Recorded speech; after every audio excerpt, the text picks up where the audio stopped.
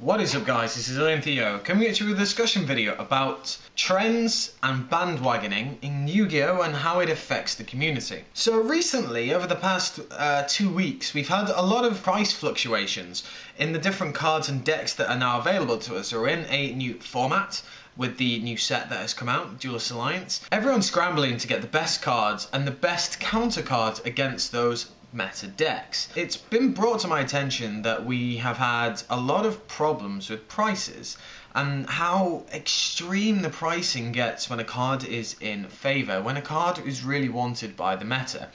Now you might consider that to be a bit stupid, as obviously the price is going to go up because everyone wants a copy, and if it's a short print or if it's an older card, it's more difficult to get a hold of. While that is true, there are some really ridiculous cards that get hyped and bandwagons, and everyone will just jump on it and want to get them when they're not thinking correctly.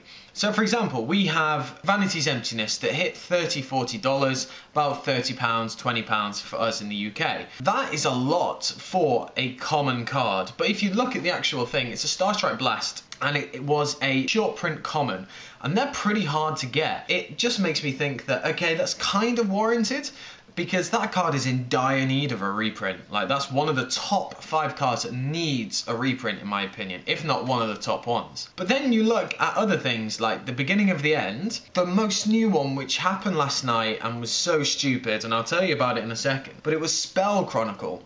Spell Chronicle is a jank card. It's an awful card, but it was hyped to $10 for a common. And I was thinking, I woke up to this, I missed the whole episode, I was like, why is this hyped?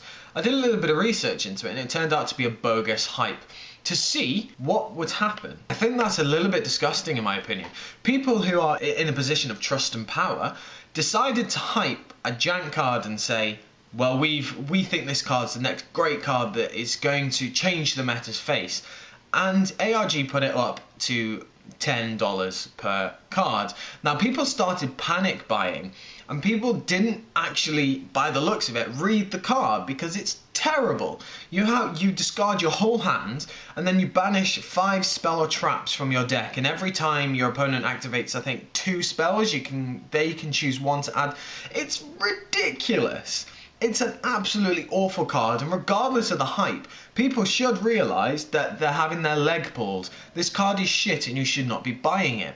While a lot of people might consider it amusing to watch people rummage around and scrounge, get these cards together and go absolutely mental, it's actually quite sad, because it's people who are taking advantage of these people in this situation, and I think that's wrong.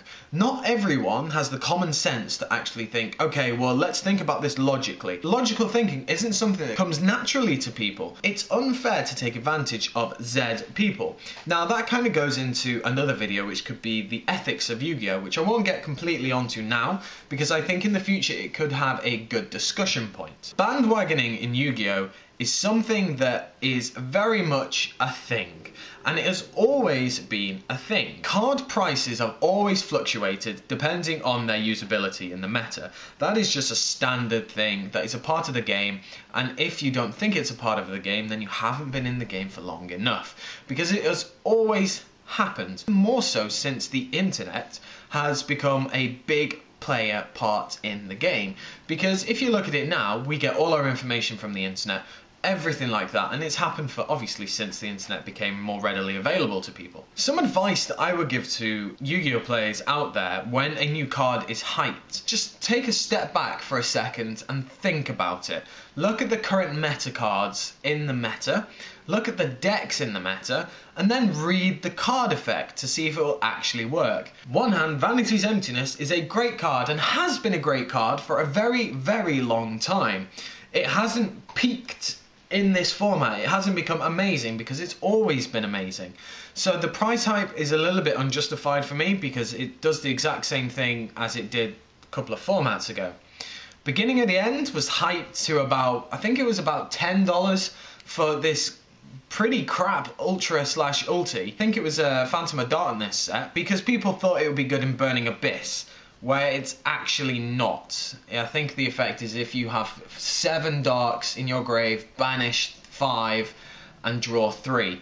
It's quite a restrictive effect, and if you really want to run that, you run the fucking risk of drawing that motherfucker dead. But Spell Chronicle kind of tipped it for me, and it's just such a piss take, because I did see, unfortunately, people panic buying, spending $10-20 on the card, where it's now just dead because the card was never good and it's shit.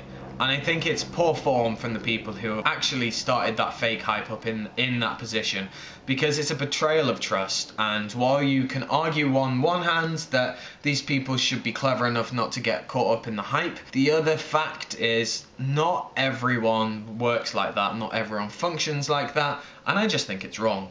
So let me know what you think of hype bandwagoning and people being taken advantage of on this very specific occasion. It's happened many times before, but let's talk about Spell Chronicle for this one time. So, as I said, let me know down in the comment section below. Like, comment, subscribe, and I shall catch you guys later.